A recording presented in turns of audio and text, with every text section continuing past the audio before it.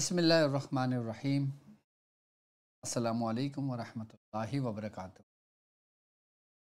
میں اپنے تمام معزز اپنے ہم سفر ساتھیوں کو، اپنے تمام پیر بھائیوں کو، اپنے تمام مریدین کو، اپنے تمام چاہنے والوں کو اور وہ لوگ جو میرے ساتھ اس روحانی سفر میں شامل ہیں اور قدم بہ قدم شانہ بہ شانہ میرے ساتھ ساتھ پہلے دن سے چل رہے ہیں، اور بالخصوص وہ لوگ جو دنیا میں جہاں کہیں بھی ہوں، کسی بھی خاندان سے وابستہ ہوں، کسی بھی سلسلے کے حصہ ہوں، روحانیت حاصل کرنے کے لیے عملیات کی جستجو میں تمام سلاسل کے ذکر و اذکار کی تعلیمات کو جاننے کے لیے ہمارے ساتھ جڑے ہیں، میں ان تمام لوگوں اور بالخصوص کہ وہ لوگ جو آج اس میری خاص ٹرانسمیشن سفینہ حسین کا حصہ ہیں، ان تمام لوگوں کو،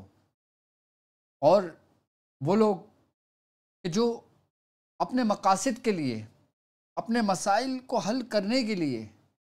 اور اس ذکر کی برکت سے اور اس عمل کی برکت سے اپنی روحانی منزلیں طے کرنے کے لیے یا پھر اپنی بیماریوں کو دور کرنے کے لیے یا پھر کوئی روحانی مسائل میں گرفتار ہوں، اس سے نجات پانے کے لیے اس بابرکت محفل میں جو سفینہ امام حسین ہم نے سجائی ہے اس میں شامل ہیں، ان تمام لوگوں کو میں اپنے خاندان قادریہ، سلسلہ سہروردیہ، چشتیہ، قلندریہ، ابوالعلائیہ، جہانگیریہ، حسنیہ، عثمانیہ، طارقیہ، شاذلیہ میں ایک بار پھر ٹرانسمیشن سفینہ حسین کی فرسٹ ایپیسوڈ میں آپ کو خوش آمدید کہتا ہوں، اور ان تمام لوگوں کو جو سفینہ حسین میں میرے ساتھ شامل ہیں اور چلہ کریں گے، عمل کریں گے، میں ان تمام لوگوں کو خوش آمدید کہتا ہوں، اور اپنے بزرگوں کی روایت کو، اپنے بزرگان دین کے طریقوں کو، اپنے پیر و مرشد کے طریقوں کو آپ کو آج میں بتاؤں گا کہ ان کے کیا طریقے تھے، وہ کس طرح محرم گزارا کرتے تھے، وہ کس طرح محرم الحرام میں اعمال کیا کرتے تھے، وہ کس طرح محرم الحرام میں اپنی روحانیت کو ایکٹیو کیا کرتے تھے، اپنی روحانیت کو بڑھایا کرتے تھے، اور ہمارے پیر و مرشد ہم تمام بھائیوں کو، اپنے تمام مریدین کو جو اکثریت میں میاں حضور سے محبت رکھتے ہیں، ہمارے مرشد سے محبت رکھتے ہیں، ان کو خاص اعمال تعلیم کرنے کو ان کو دیتے ہیں، خاص کر ماہ محرم الحرام کے مہینے میں۔ اور اگر میں اپنے سفر کی بات کرتا ہوں، جو میرا ابتدائی کا وقت کا سفر تھا، ہم جب چلہ پہ بیٹھتے تھے تو ہمارے مرشد ہمیں بلاتے تھے اپنے پاس، اور خاص کر محرم شروع ہونے سے ایک دو دن پہلے ہم کو وہ عمل تعلیم کر دیتے تھے، اس کا پورا طریقہ کار سمجھا دیتے تھے، اور اس کے بعد ہمیں حکم ہوتا تھا کہ جب محرم کا چاند ہو تو تم نے یہ عمل اس ترتیب اور اس طریقے سے کرنا ہے۔ تو یقیناً آپ اس شیش و پنچ میں ہیں کہ ابھی محرم تو اسٹارٹ نہیں ہوا، لیکن ڈاکٹر صاحب نے اپنی ٹرانسمیشن کا آغاز کرا۔ اس کی وجہ کیا ہے؟ اس کی وجہ یہ ہے کہ ہم نے 2 دن پہلے جو ٹرانسمیشن شروع کی ہے، ہم اس میں پورے عمل کا طریقہ کار سمجھائیں گے، چلہ کشی کرنے کا طریقہ بتائیں گے، ہم خود عمل شروع کریں گے، لیکن جب ہم اس تعداد کو پورا کریں گے جو تعداد ہم نے آپ کو بتائی ہے امام حسین، چونکہ امام حسین کے عمل کی، وہ ہم ہر جو جس کنٹری میں، جس ملک میں رہتے ہیں، وہ اس ملک کی پہلی تاریخ سے شروع کریں گے۔ تو پھر آج کے دن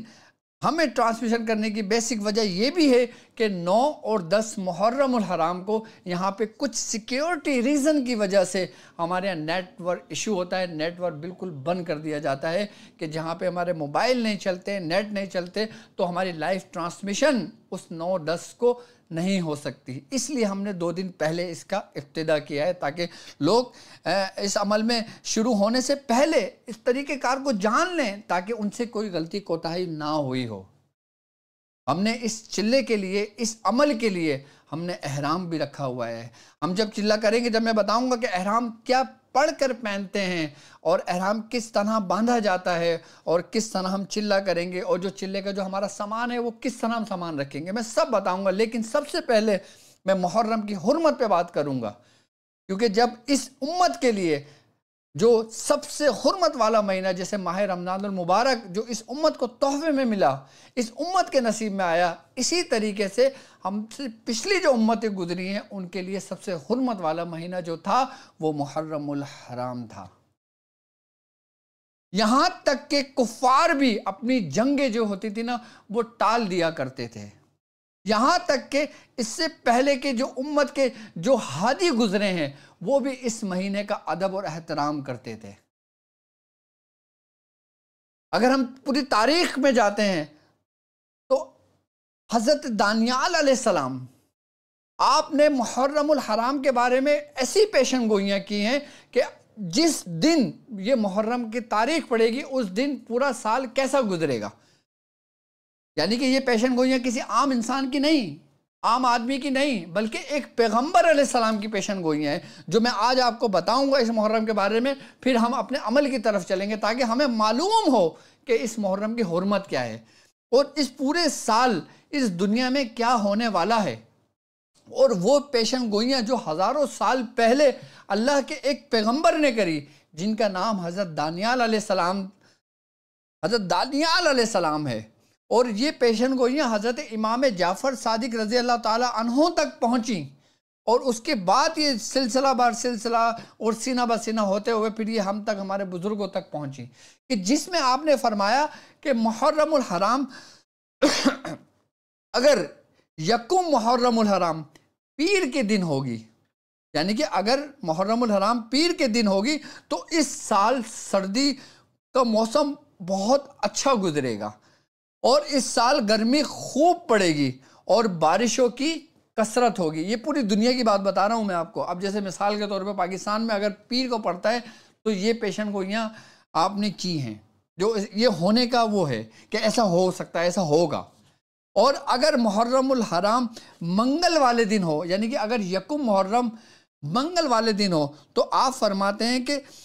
اس سال اشیاء خوردنوش مہنگی ہونے کا خدشہ ہے، یعنی کہ جو ہم اناج استعمال کرتے ہیں، بہت ساری چیزیں جو ہماری ضروریات زندگی ہیں اس کی قیمتوں میں بڑھنے کا خدشہ ہوگا، اور سیلابی رحلے بہت زیادہ ہوں گے جو شہر میں تباہی پھیلا سکتے ہیں، اور زکام کی بیماری پھیلے گی۔ یہ پیشن گوئیاں ہیں کہ زکام کی بیماریاں پھیلیں گی۔ حضرت دانیال علیہ السلام پیشن گوئی میں فرماتے ہیں کہ اگر یکم محرم الحرام بدھ کی ہوگی، یعنی کہ پہلی محرم اگر بدھ والے دن ہوتی ہے تو اس سال سخت سردی پڑے گی، اور مشرق اور ملک شام میں آسمانی آفات نازل ہوں گی۔ اس سال دمدار ستارہ نکلے گا جو جنگ اور گرانی کی علامت ہے، یعنی کہ جو جنگ کی علامت ہے، اگر یکم محرم بدھ والے دن ہوتی ہے تو۔ اگر یکم محرم الحرام جمعرات کی ہو تو شروع سال میں مسلمان مغلوب اور آخری سال میں مسلمان غالب رہیں گے، بارش کثرت سے ہوگی اور نقصان ہوگا، مظلوموں کی داد رسائی نہ ہوگی، اور شمال سے جنگ کے شعلے ابھریں گے۔ اگر یکم محرم یکم محرم جمعرات والے دن ہوئی تو آپ فرماتے ہیں کہ اگر یکم محرم جمعے کی ہو تو اس سال گندم اور شہد کی پیداوار خوب ہوگی، مشائخ اور علماء کرام کی اموات ہوں گی، اور وبا پھیلنے کا بھی خدشہ ہوگا۔ اگر یکم محرم جمعے کی ہوگی، اگر یکم محرم ہفتے کی ہو تو پورا سرما شدید پر رہے گی، یعنی کہ پورا جو موسم سرما ہوگا نا وہ اپنی شدت پر ہوگا، اور بارشیں کم ہوں گی، فصلوں کو شدید نقصان پہنچ سکتا ہے، اور حکمران ظالم رویہ اختیار کریں گے اور ظلم حد تک بڑھ جائے گا۔ آپ فرماتے ہیں کہ اگر یکم محرم الحرام اتوار کی ہو تو کسی بڑے حکمران کی موت واقع ہوگی، ربیع الاول سے ربیع الثانی تک لوگ بیماری میں مبتلا رہیں گے، چاند یا سورج کو گرہن لگے گا، اور تجارت میں اوسطاً نفع ہوگا۔ یہ وہ پیشن گوئیاں ہیں کہ جس کے بارے میں فرمایا جاتا ہے کہ اگر محرم ان ہفتوں کے دنوں میں کسی ایک دن ہو، پھر آپ نے جو پیشن گوئیاں کی پھر اس سال وہ ہونے کا اندیشہ ہے کہ اس سال وہ حالات اور وہ معاملات ہوں. اور اکثر میں دیکھا گیا ہے کہ ایسی پیشن گوئیاں جو آپ سے منسوب ہیں وہ واقعی ایسا دکھنے میں آیا ہے کہ ایسے ایسے حالات اور ایسے معاملات ہوں. تو یہ تو تھا، میں محرم کی حرمت کے بارے میں بیان کر رہا تھا کہ محرم کی جو مقصد ایک اتنا حرمت والا مہینہ ہے. اچھا یہ تو تھا ایک دنیاوی اعتبار سے. اب ہم آ جاتے ہیں روحانیت اور عملیات کی طرف. عملیات کی دنیا میں بھی محرم الحرام کا ایک بڑی اہمیت ہے. اس سال باقاعدہ طور پر بزرگان دین اپنے اپنے شاگردوں کو چلہ کشی پر بٹھایا کرتے تھے اور ان کو تعلیمات ان کو ملتی تھی کہ آپ نے کیا کیا عمل کرنا ہے. بعض اوقات اکثریت میں بزرگان دین اس ماہ محرم الحرام میں جو عمل کراتے تھے وہ زیادہ تر اہل بیت سے منسوب ہوتے تھے. جتنے بھی اعمال محرم الحرام میں کیے جاتے ہیں وہ مولا کائنات حضرت علی رضی اللہ تعالیٰ عنہ سے منسوب ہیں، حضرت بی بی فاطمہ زہرا رضی اللہ تعالیٰ عنہ سے منسوب ہیں، حضرت امام حسین امام حسن علی مقام سے منسوب ہیں. اور وہ عمل جو ہم نے آپ کے لیے چوز کیا ہے، جو آپ کے لیے پسند کیا ہے، جو خود میرے لیے میرے بزرگوں نے پسند کیا تھا، جو مجھے تعلیم کیا گیا تھا اور مجھے باقاعدہ اس عمل کے لیے باقاعدہ بہت زور دیا گیا تھا کہ میں اس عمل پہ فوکس کروں. تو ایک دن میں نے اپنے مرشد سے پوچھا کہ اتنے اعمال کرائے ہیں، اس چوکی کی کیا خاصیت ہے؟ امام حسین کی جو لوگ چوکی کرتے ہیں اس کی کیا خاصیت ہے؟ فرمایا کہ تم پہلے اس کو کر لو، پھر میں تمہیں بتاؤں گا اس کے بارے میں کہ یہ امام حسین کی چوکی ہے کیا، اور چوکی کر لینے سے آپ کو کن کن خطرات جو آنے والے ہوتے ہیں وہ کیسے ٹل جاتے ہیں. یعنی کہ میں حضور فرماتے ہیں کہ جو شخص امام حسین کی چوکی اس 10 دن میں اس ترتیب و طریقے سے کر لیتا ہے وہ خاص کر اس چوکی کے ذریعے اپنے تمام کام کر سکتا ہے. یعنی کہ اس کے ذریعے آپ کسی کے جادو کا اتار کر سکتے ہو، اس کے ذریعے آپ شیاطین کو جلا سکتے ہو، اس چوکی کے ذریعے آپ اس جنات کی حاضری کر سکتے ہو جو حضرت امام حسین علی مقام کے خادموں میں سے رہا ہے. اور میں اس جنات کے نام بھی بتاؤں گا اور اس کے ترتیب و طریقہ کار بھی میں آپ کو سمجھاؤں گا. اور بالخصوص کہ فرماتے ہیں کہ اگر تم نے یہ چوکی کا عمل کر لیا تو تمہاری محبت اہل بیت سے ایسی ہو جائے گی کہ تمہارا اٹھنا بیٹھنا چلنا پھرنا تمہارا عبادت میں شمار ہو جائے گا. کیونکہ اہل بیت کے جو فضائل ہیں، اہل بیت کی جو برکتیں ہیں، جو شخص جس کا ذکر کرتا ہے وہ اس کے ساتھ جڑ جاتا ہے. اگر مثال کے طور پہ جتنے لوگ میرے ساتھ جڑے ہوئے ہیں اس چلے میں اور میرے ساتھ حضرت امام حسین علی مقام کی چوکی کا ذکر کریں گے، چلے کے لیے بیٹھے ہوئے جو عام لوگ بیٹھے ہوئے، اب مثال کے طور پہ ایک شخص ہے وہ یہ کہتا ہے کہ میں نے سامان کا بھی بندوبست نہیں کیا ہے، میں چاہتا ہوں کہ میں اس بیماری میں مبتلا ہوں کہ میری اس بیماری اس عمل کی برکت سے دور ہو جائے، تو وہ شخص اس محفل میں شریک ہو، اس ذکر میں شریک ہو. تو جب وہ اس کی ذکر کرے گا، اس کی محفل میں شریک ہوگا اور یہ عمل کرے گا، چاہے وہ صرف اپنی بیماری کے لیے کر رہا ہے تو وہ اپنے نارمل کپڑوں کی حالت میں بیٹھ کے وہ کر سکتا ہے. تو اس ذکر کی برکت سے اس کا کام میں آسانی ہو جائے گی. اچھا ہم ایک ساتھ بیٹھ رہے ہیں، ایک ساتھ ذکر کی محفل کر رہے ہیں، تو اس کی کیا وجہ ہے؟ ایک بات یاد رکھیے گا، ایک ذکر وہ جو ایک شخص کر رہا ہے اور ایک ذکر وہ جو اجتماعی ہو رہا ہے. جب ذکر ہوتا ہے، جب اجتماعی میں ذکر ہوتا ہے، جب 100 200 500 1000 لوگ جب مل کے بیٹھ کے پڑھ رہے ہوتے ہیں نا تو سارے ایک دوسرے سے جڑتے ہیں. یعنی کہ ذکر کے معنوں میں یہ بھی لیا جاتا ہے کہ ذکر کا مطلب ہوتا ہے ایک دوسرے کو جوڑنا، یعنی کہ جڑنا. اب ایک ظاہری حالت میں ہم جب کوئی ساتھ ہوتے ہیں تو ظاہری حالت میں ہم دونوں بیٹھتے ہیں، ذکر کرتے ہیں، اپنی آواز سے آواز ملاتے ہیں، اس کا ذکر کرتے ہیں، اور پھر وہ جس کا ہم ذکر کرتے ہیں تو پھر وہ ہمارا ذکر کرتا ہے. ہم اس کا ذکر کر رہے ہیں، وہ ہمارا ذکر کر رہا ہے. اب جب اجتماعی کے اندر جب ہم تمام لوگ ایک ساتھ بیٹھ کر جب ذکر حسین کریں گے، جب ہم ذکر امام حسین جو چوکی ہے جب ہم اس کا ذکر کریں گے، جب اس کو پڑھیں گے تو ہم تمام لوگ روحانی طور پر آپس میں ایک دوسرے سے جڑتے چلے جائیں گے، ہم ایک دوسرے سے کنیکشن ہوتے چلے جائیں گے. اور خاص کر جو لوگ امام حسین کی چوکی کا جو باقاعدہ جن لوگوں نے سامان کا اہتمام کر لیا ہے، میں ابھی بتاؤں گا، میں نے بھی سامان کا اہتمام کیا ہوا ہے، یہاں پر سامان میرے پاس بھی موجود ہے، میں ابھی بتاؤں گا کہ جب ہمارا ٹائم شروع ہوگا پھر میں آپ کو بتاؤں گا کہ ہم نے اب کس طرح بیٹھ کے پڑھنا ہے۔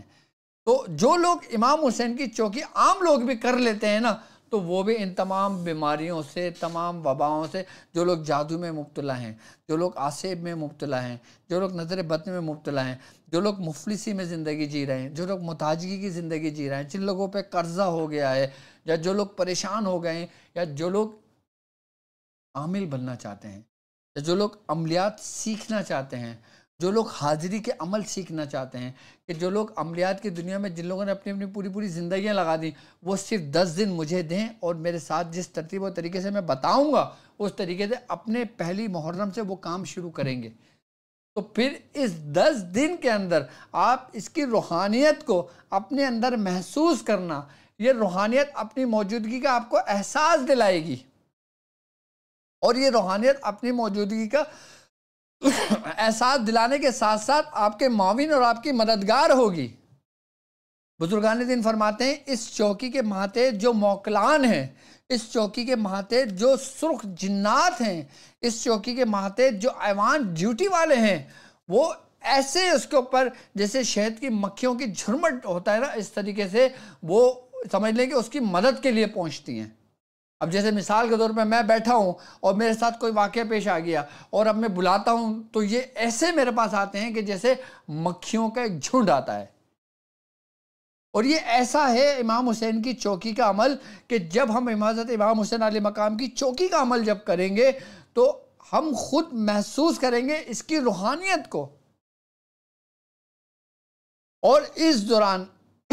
عمل کے دوران آپ کو مشاہدات بھی ہوں گے، تو آپ اپنی زبان بند رکھیے گا۔ جب آپ کو مشاہدات ہوں تو آپ نے اپنا مشاہدہ کسی کو نہیں بتانا، اگر آپ کوئی خواب دیکھتے ہو تو آپ نے اپنا خواب کسی کو بھی نہیں بتانا، آپ کے ساتھ جو معاملات ہوتے ہوں تو وہ بھی کسی سے بیان نہ کرنا۔ یہاں تک فرماتے ہیں کہ جو شخص توجہ کے ساتھ، پرخلوص نیت کے ساتھ، ادب کے ساتھ، احترام کے ساتھ جب اس چوکی کو پڑھتا ہے، جب دل کی آواز سے پڑھتا ہے نا، تو بزرگان دین فرماتے ہیں وہ اہل بیت سے جا ملتا ہے، یعنی کہ جس کو وہ پکار رہا ہوتا ہے نا، اس سے اس کی ملاقات بھی ہوتی ہے، ان کی فیض بھی ملتا ہے۔ ایک ہوتا ہے زیارت کرنا، ایک ہوتا ہے ملاقات کرنا، ایک ہوتا ہے کہ کسی کا دیدار کرنا۔ تو یہ امام حسین علیہ السلام کی جو چوکی ہے نا، یہ سمجھ لیں کہ یہ اہل بیت کی روحانیت ہے، کیونکہ مولائے کائنات حضرت امام حسین رضی اللہ تعالیٰ عنہ، حضرت امام حسین علی مقام، آپ کا جو مقام و مرتبہ ہے وہ آپ بہتر جانتے ہیں۔ اللہ اور اس کے رسول نے خود اس امت کو بتایا ہے، یہاں تک کہ قرآن میں بھی جو ذکر آیا ہے، قرآن میں ہے کہ میں ترجمہ بتاتا ہوں کہ تم فرماؤ میں تم سے کوئی اجرت طلب نہیں کرتا، تم فرماؤ میں تم سے کوئی اجرت طلب نہیں کرتا سوائے مگر قرابت کی محبت۔ اب یہ قرابت کی محبت کیا ہے؟ جب یہ آیت نازل ہوئی تو صحابی رسول نے سرکار دو عالم صلی اللہ علیہ وآلہ وسلم سے پوچھا، یا رسول اللہ آپ یہ بتائیں کہ آپ کے وہ قرابت دار کون ہیں جن کا ذکر آیا ہے قرآن کی آیت میں؟ تو آپ نے فرمایا کہ علی، فاطمہ اور حسن اور حسین، یعنی کہ جن اہل بیت کا ذکر قرآن میں آیا ہو کہ ان کا کیا مقام و مرتبہ ہوگا۔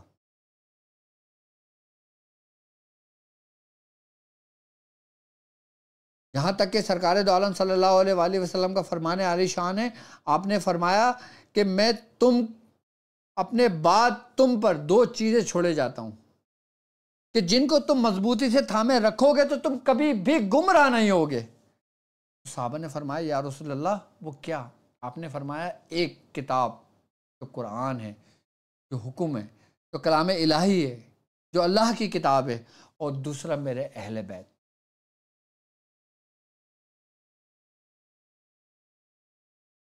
یعنی کہ جو شخص اہل بیت سے محبت رکھتا ہے، جو شخص اہل بیت سے محبت رکھتا ہے وہ اللہ کے رسول سے محبت رکھتا ہے، جو اللہ کے رسول سے محبت رکھتا ہے وہ اللہ سے محبت رکھتا ہے، اور جو اللہ سے محبت رکھتا ہے وہ کامیاب ترین لوگوں میں سے ہے۔ اور اس عمل میں ہمیں دنیا کے ساتھ ساتھ آخرت بھی ملنی ہے۔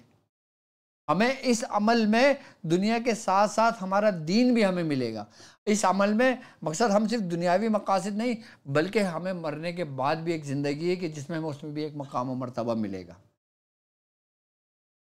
جو لوگ اللہ تبارک و تعالیٰ کا قرب حاصل کرنا چاہتے ہیں، جو لوگ اپنی روحانیت کی منزلیں جو رک گئی ہوں، یہاں تک کہ بزرگان دین فرماتے ہیں کہ اگر کسی سالک کے اوپر اگر حالت قبض طاری ہو جائے،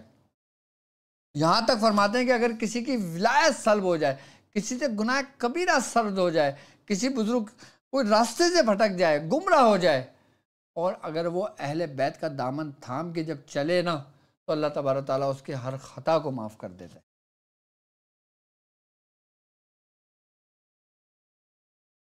تو یہ عمل ہم جو کر رہے ہیں، جو ہم عمل کریں گے، وہ عمل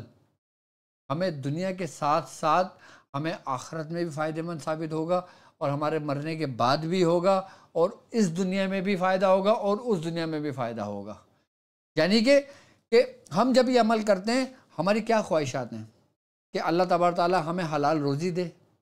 اللہ تعالیٰ ہمیں عزت دے، اللہ تعالیٰ ہمارے آل ہیں، ہماری جو اولاد ہیں، اللہ تعالیٰ اس میں فراوانی دے، ہماری اولاد میں برکت دے۔ یہی دنیا ہے نا، انسان دنیا میں اسی چیز کی طلب کرتا ہے نا۔ تو یہ سمجھ لیں کہ اس عمل کا ایک ذرہ ہے، یہ سمجھ لو جو اس کو ملا ہے۔ جو لوگ یہ ہے نا کہ اس لیے جو پریشان ہے کہ بھائی میں نعت علی کروں، میں سورہ مزمل شریف کروں، میں سورہ یاسین شریف کروں، میں سورہ قریش کروں، میں نعت علی کا مندرہ کروں، میں مندرہ حسین کروں، میں کڑہ حسین پڑھوں، میں حضرت علی رضی اللہ تعالیٰ عنہ کا مندرہ کروں، میں کیا کروں؟ اس چوکی کے اندر وہ کچھ موجود ہے جو تمام اعمال کو ایک جگہ منجمد کرو، تمام اعمال کو ایک جگہ سمیٹو، اس میں جو کچھ ہے وہ اس چوکی میں ہے۔ کیوں؟ کیونکہ سارا کا سارا فیض، سارے کی ساری برکتیں آپ نے جس نیت سے کرنا ہے وہ آپ کو اس چوکی کے ذریعے آپ کے دامن میں وہ گرا ہوا ہوگا، آپ کے قدموں میں دنیا گری ہوئی ہوگی۔ کسی جادوگر نے آپ کو تنگ کر کے رکھا ہو، کسی چڑیل نے آپ کو تنگ کر کے رکھا ہو، کسی ڈائن نے آپ کو تنگ کر کے رکھا ہو، کوئی آسیب نے آپ کو تنگ کر کے رکھا ہو، اس کے ماتحت جو موکلان ہیں، اس کے ماتحت جو جنات ہیں، وہ دو حصوں میں تقسیم کر دیتے ہیں اس کے دھڑ کو، چاہے وہ کسی دیوی دیوتاؤں کا ہو، چاہے وہ کسی گندی ارواحوں کا ہو، چاہے وہ حمزات کا ہو، چاہے وہ کسی جادوگر کا ہو، چاہے وہ جادوگروں اور پنڈتوں کی، گروؤں کی پوری زندگی کی ریاضتیں ہوں۔ میں نے خود اس عمل کے ذریعے کہ جن کی عمریں 90 برس تھی جادوگروں کی، ان کو شکست دی ہے، کہ جن کا نام و نشان بھی نہیں رہا، کہ وہ یہ کہتے تھے کہ جب ان کی عمر 12 سال تھی تب وہ اس فیلڈ میں آئے تھے، سفلی کی، جادوگر کی، کالے جادو کی فیلڈ میں آئے تھے، اور اس 10-12 سال سے ان کی عمر 80 برس 90 برس پہنچی، اور اس وقت ہماری داڑھی مونچھیں بھی نہیں آئی تھیں، ہم نے صرف یہ چوکی کا عمل کیا ہوا تھا۔ ان کو ایسی دھول چٹائی کہ ان کا نام و نشان بھی اس دنیا میں نہیں ہے۔ کیا کمال کی چوکی ہوگی؟ تو جب ہم نے یہ عمل کر لیا، جب ہم کسی کا علاج کرنے جاتے تھے، جب ہم کسی کا اتارا کرنے جاتے تھے، جب ہم کسی کا کام کرنے جاتے تھے، تب ہمیں اس کی قوت کا اندازہ ہوتا تھا، تب ہمیں اس کی روحانیت کا اندازہ ہوتا تھا کہ امام حسین کی چوکی کا کیا روحانیت ہے۔ کہتے ہیں کہ اگر عامل کے ہاتھ میں امام حسین کی چوکی لگ جائے اور اس کو سامنے بٹھا کر آپ جس چیز کی چاہے چوکی پہ وار کرو، اس پہ عمل اثر نہیں ہوگا۔ سفلی عملیات کی دنیا میں کالے جادو کی عملیات کی دنیا میں جتنے ہندوؤں کی دنیا میں جو کالے کرنے والے لوگ ہیں، جو کالی کی چوکی پڑھتے ہیں، اگیا بیدال کی چوکی پڑھتے ہیں، ہنومان کی چوکی پڑھتے ہیں، دوسرے معاملات کی چوکیاں پڑھتے ہیں، ساری کی سارے اس چوکی کے آگے ڈھیر ہیں۔ وہ کہتے ہیں نا کہ ذرا انسانیت کو بیدار تو ہو لینے دو، ہر قوم پکارے گی ہمارے ہیں حسین۔ آپ نے حضرت حسین علی مقام کا صرف ظاہر دیکھا ہے، ظاہر سنا ہے، ظاہر جانا ہے، ظاہر پڑھا ہے، لیکن وہ کون سی دنیا کے، وہ کون لوگ ہیں جو حضرت امام حسین علی مقام سے باطنی فیض رکھتے ہیں کہ جو اپنے ہاتھ اٹھا دیں تو ان کے ہاتھ اٹھنے سے پہلے وہ کام ہو جائے ان کا، کہ زبان ہلانے سے پہلے ان کے وہ کام ہو جائیں پورے۔ یہ صرف اور صرف برکت حضرت امام حسین علی مقام کی چوکی کی برکت ہو سکتی ہے، باقی اور کسی عمل کی برکت۔ ہر عمل اپنی مثال آپ ہے، لیکن یہ چوکی کا عمل اور بالخصوص اس 10 دنوں کے اندر اس چوکی کا بہت گہرا تعلق ہے